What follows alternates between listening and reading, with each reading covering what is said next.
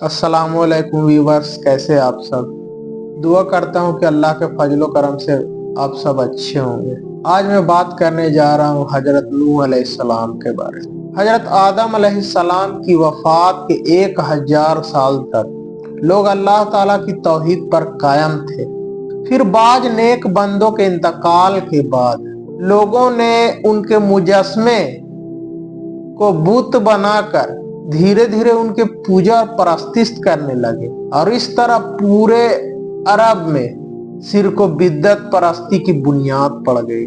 जब लोग अल्लाह ताला की इबादत छोड़कर शिर्क व बिद्दत परस्ती में मुब्तला हो गए तो उनकी हिदायत के लिए अल्लाह ताला ने हजरत नूह अलैहिस्सलाम को नबी और रसूल बनाकर भेजा। हजरत नूह अलैहिस्सलाम का शुमार दुनिया के अजीम तरीन अंबिया में होता है।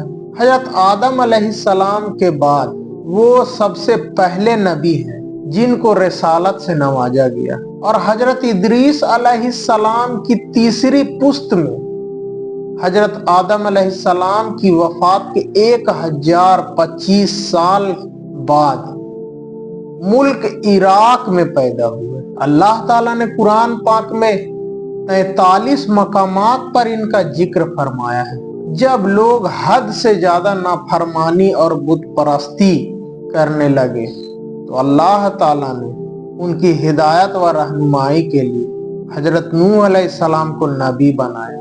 हजरत नूह अलैहिस्सलाम लोगों को नसीहत करते और दीन की दावत देते हुए फरमाया कि तुम सिर्फ अल्लाह की इबादत व बंदगी करो, वो तुम्हारे गुनाहों को माफ कर देगा।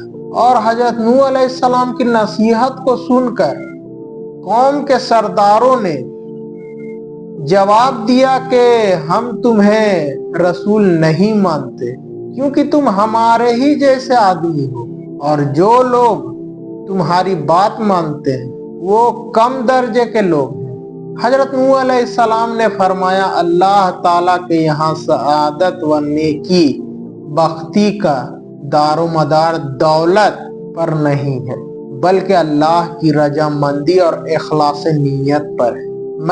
मैं तुम्हें ये दावत मालो दौलत की उम्मीद पर नहीं दे रहा हूँ, बल्कि अल्लाह के हुक्म और उसकी रजा के लिए दे रहा हूँ। मेरी मेहनत का अजर सवाब अल्लाह अता फरमाएगा।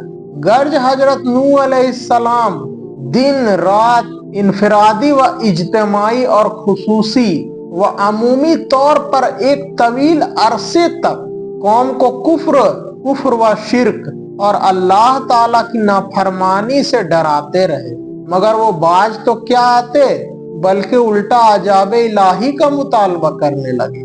हजरत नूह अलैहिस्सलाम 950 साल तक अपनी कौम को दावत देते रहे और समझाते रहे कि डरो अल्लाह के अजाब से, क्योंकि जब अल्लाह का अजाब आएगा तो तुम सब बर्बाद हो जाओगे। लेकिन वो हजरत नूह अलैहिस्सलाम से बार बार अजाब का मुतालबा करते रहे। साथ ही अल्लाह ताला ने हजरत नूह अलैहिस्सलाम को खबर दी कि अब मौजूदा ईमान वालों के अलावा कोई और ईमान नहीं लाएगा। तो उन्होंने दुआ की कि ऐ अल्लाह, अब इन बदबख्तों पर ऐसा अजाब नाजिल फरमा कि एक भी काफिर व मुशरिक जमीन पर जिंदा ना बचे। अल्लाह ताला ने इनकी दुआ कबूल फरमाई और हुक्म दिया कि तुम हमारी निगरानी और हुक्म के तहत एक कश्ती तैयार करो। चुनांचा एक कश्ती तैयार की गई। फिर अल्लाह ताला के हुक्म से जमीन और आसमान से पानी के दहाने खुल गए, और देखते ही देखते जमीन पर पानी ही पानी जमा हो गया। उस वक्त हजरत नूह अलैहिस्सलाम बहुक्म खुदावंदी मोमिनीन और जानदारों में से एक एक जोड़े लेकर कश्ती में सवार हो गए। बाकी तमाम काफिर पानी के इस तूफान में हलाक हो गए।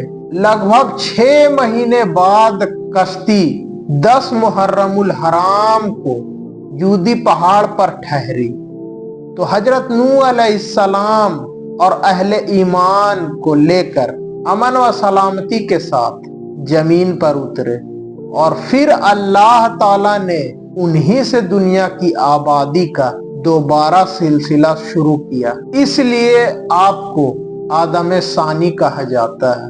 अल्लाहु अकबर। इसी के साथ मैं अपनी बातों का इख्तिताम करता हूँ और अल्लाह ताला हम सब मुसलमानों को साबित ईमान पर कायम रखने की तौफीक अता फरमाए। वाखिर दावाना अनिल हम्दुलिल्लाहि रब्बिल आलमीन।